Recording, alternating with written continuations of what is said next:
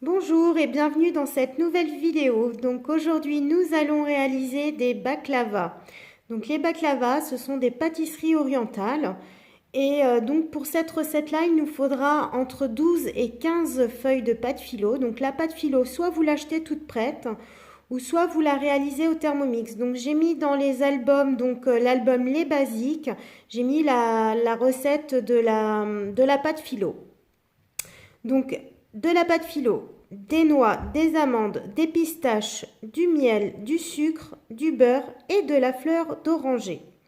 Donc, j'ai préparé ma pâte philo moi-même, je vous montre. Voilà, donc moi j'en ai 12 feuilles de pâte philo. Elle est très très fine. Ensuite, il nous faudra donc 250 g de noix, donc c'est des noix que j'ai décortiquées. 125 g de pistaches, donc pareil, je les ai décortiquées, et 150 g d'amandes. Donc je n'avais que de la poudre, sinon dans la recette c'est des amandes émondées. Donc on va verser tout ça dans le bol du Thermomix.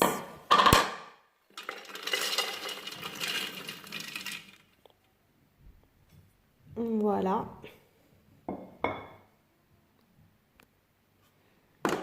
Donc on referme et là on va régler. Allez, on va mettre 7 secondes et je vais mettre vitesse 6. Et voilà ce que ça donne. Donc dans cette recette-là, idéalement, il faut garder des morceaux. Après, moi, j'aime bien quand il n'y a pas trop de morceaux. Sinon, vous ne mettez que vitesse 5.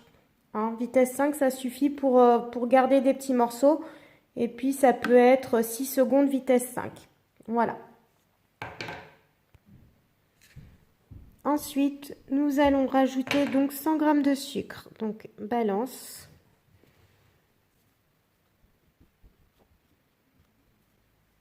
Et voilà. Et on rajoute également 100 g de beurre fondu. Je referme.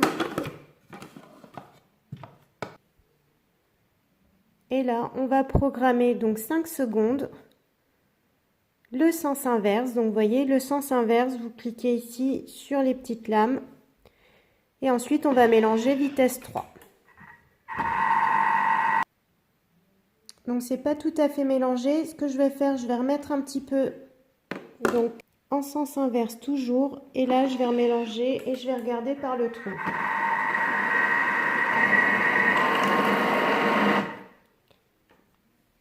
S'il faut, je remets un petit coup de spatule aussi. Hop.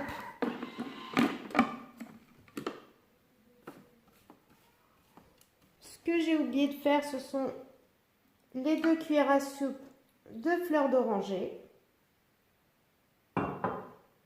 Et donc, je vais remélanger un petit peu, hop, sens inverse toujours.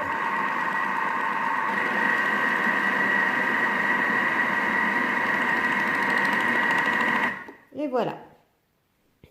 Donc, je vais mettre la préparation de côté dans un saladier. Et voilà ce que ça donne. Donc, vous voyez, on retrouve des petits morceaux de fruits secs. Donc, maintenant, je vais procéder à la réalisation du baklava. Alors, on va commencer par préchauffer le four à 200 degrés. Il nous faudra donc 50 g de beurre fondu. Donc ça, ce sera pour la pâte philo. Moi, ce que je vais faire, je vais commencer par passer le fond du moule au pinceau. Donc ça peut être un moule comme vous voulez, hein, rond ou rectangulaire. Après, à vous de voir ce qui est le plus pratique pour vous. Donc voilà, ça déjà, je commence par humidifier avec le beurre. Ensuite, quand vous avez de la pâte philo du commerce, c'est vraiment important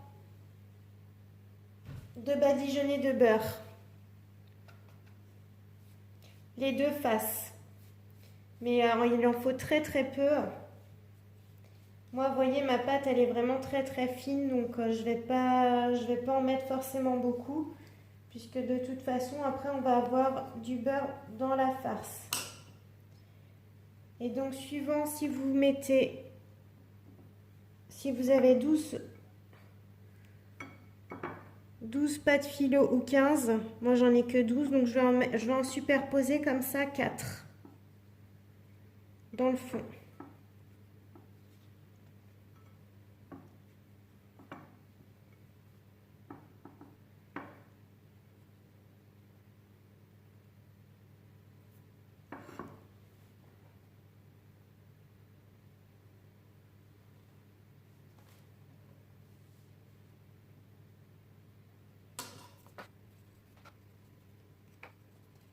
Donc après, c'est vrai que la pâte du commerce, elle est plus facile à travailler parce qu'elle est quand même plus sèche et peut-être un petit peu moins fine.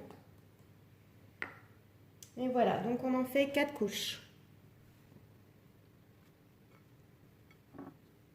Ou 5, si c'est celle du commerce. Voilà, j'ai mes 4 couches. Et ce que je vais faire, je vais mettre la moitié de la préparation. Hop.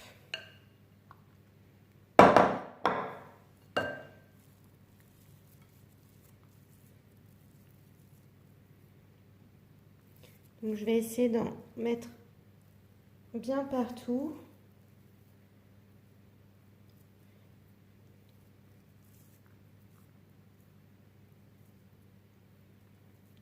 Donc bien répartir. Hein. Hop.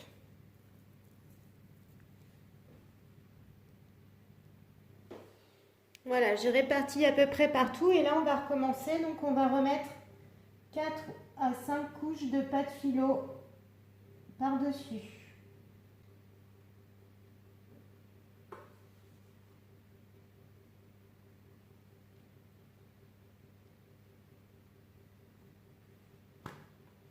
Donc on fait la même étape qu'au début, c'est-à-dire qu'on va badigeonner avec du beurre.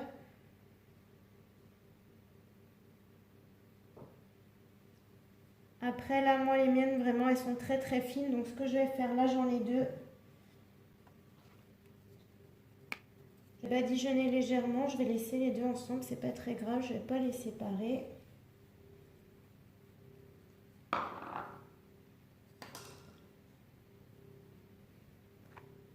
Et hop. On remet par-dessus. Et là, éventuellement, je vais rebadigeonner donc l'autre côté légèrement.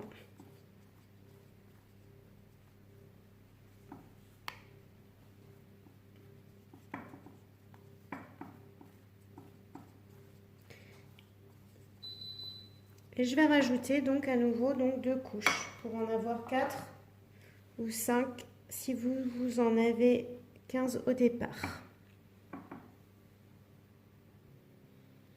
Et voilà, j'ai fini de superposer à nouveau mes 4 pâtes philo. Et donc maintenant je vais finir, donc je vais mettre tout le reste. Hein. Et je vais essayer de bien l'émietter pour répartir de façon homogène.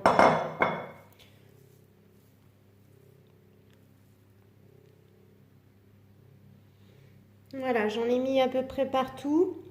J'ai essayé d'égaliser mais sans trop appuyer hein, pour ne pas écraser mes pâtes philo qui sont en dessous. Et donc maintenant je vais recouvrir donc avec les 4 feuilles qu'il me reste. Et à nouveau, on va badigeonner avec le beurre et on va superposer les couches.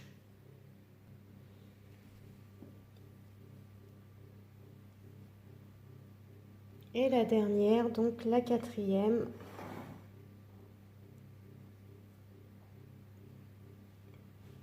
Alors je ne sais pas si ça fait pareil dans celles du commerce, mais celles qui sont faites maison, fraîchement faites, on peut encore les étirer.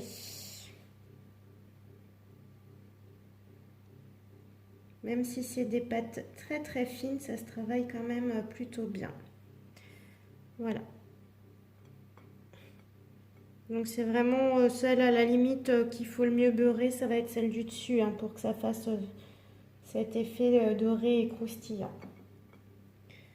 Voilà, donc là, le plus gros est fait. Donc maintenant, on va passer à la découpe, hein, puisqu'on va découper avant de cuire. pour la découpe, soit vous prenez une roulette à pizza ou soit vous prenez un couteau. C'est sûr que ce sera moins pratique avec le couteau. Et donc, hop, on va commencer par faire des traits.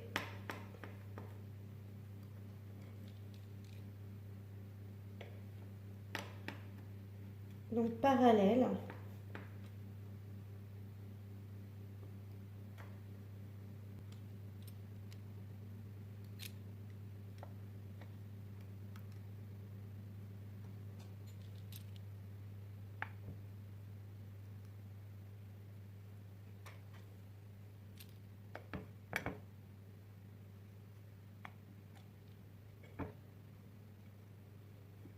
Voilà. Voilà, on la renfonce simplement.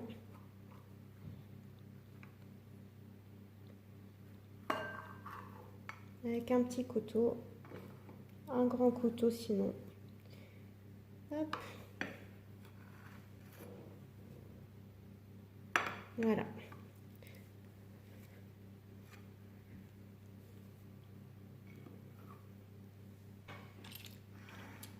Et ensuite, on va faire des losanges. Donc on va couper non pas en carré, mais en travers. Voilà.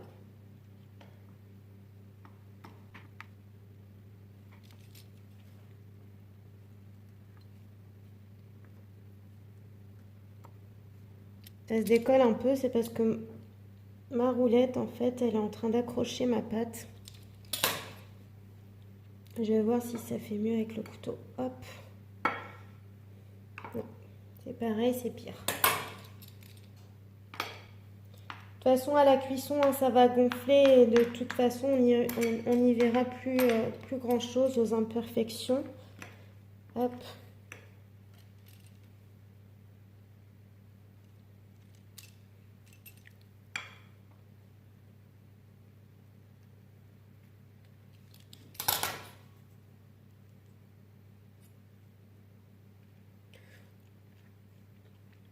Ça va peut-être être la partie la plus difficile, c'est celle de couper. Après, la pâte Philo du commerce, hein, forcément, elle est moins collante parce qu'elle est un petit peu plus sèche.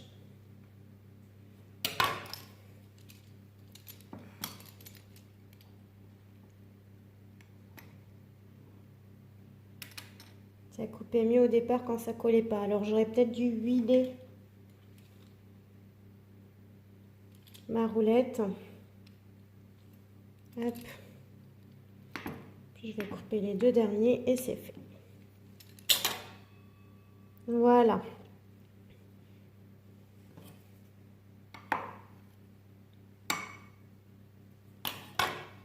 Et maintenant, on va enfourner pour environ 20 minutes. Sauf que j'ai juste oublié, c'est qu'on peut mettre un petit peu de cannelle par-dessus. Donc, je vais quand même mettre un petit peu de cannelle. Ça a donné un petit effet un petit peu doré en plus. J'en mets pas beaucoup parce que je suis pas forcément très fan de cannelle. On va pas forcément beaucoup la sentir au goût, hein, puisque de toute façon, après, il y aura la préparation à base de miel qui va venir par-dessus. Et c'est pour donner une jolie couleur aussi.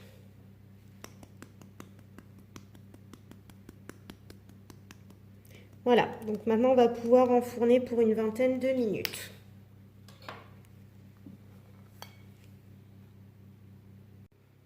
Donc le baklava est au four depuis bientôt 15 minutes. Donc je vais préparer le miel avec 2 cuillères à soupe de fleurs d'oranger et environ donc 200 g de miel. Donc j'active ma balance.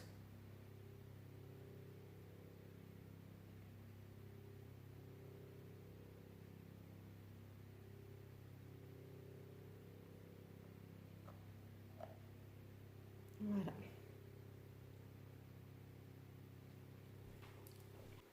Je vais ensuite refermer le couvercle et là, je vais programmer donc 5 minutes. Je pense que ça devrait aller. Je vais mettre, on va dire, aller à 100 degrés et je vais mettre vitesse 2. Voilà, j'ai sorti la baklava du four. Là, il reste 1 minute 30, mais c'est déjà à 100 degrés, donc hop, je vais arrêter le Thermomix. Et l'idée, c'est de verser la préparation dessus tant que tout est bien chaud. Alors, vous n'avez pas l'odeur, mais ça sent bon la fleur d'oranger. Donc, vous voyez, hop. Entre deux, hein, j'avais pas rincé le bol, hein, inutile de rincer le bol, puisque de toute façon, c'est les mêmes ingrédients. Et donc, je vais essayer de verser un petit peu partout, donc cette préparation au miel. Je vais essayer d'en mettre un petit peu partout, hop. Vous voyez, ça crépite.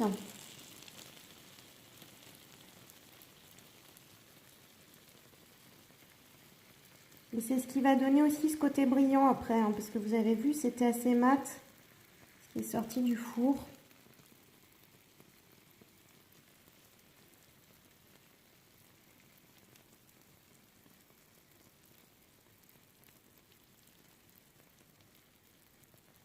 Donc voilà. Ça sent très bon, on a envie d'y toucher là tout de suite. L'idée, c'est de laisser sécher en fait la préparation. Donc on dit en gros d'attendre une journée avant de le consommer. Après, si vous ne pouvez pas résister, je ne vous en voudrais pas parce que moi-même, je ne suis pas sûre de résister. Voilà, vous voyez, ça nous fait une belle quantité, c'est absolument délicieux. Donc je vous conseille si vous aimez les pâtisseries orientales, que vous aimez le miel, la fleur d'oranger et les fruits secs évidemment, si vous n'êtes pas allergique, je vous conseille de tester. C'est vraiment hyper appétissant. Voilà, à votre tour.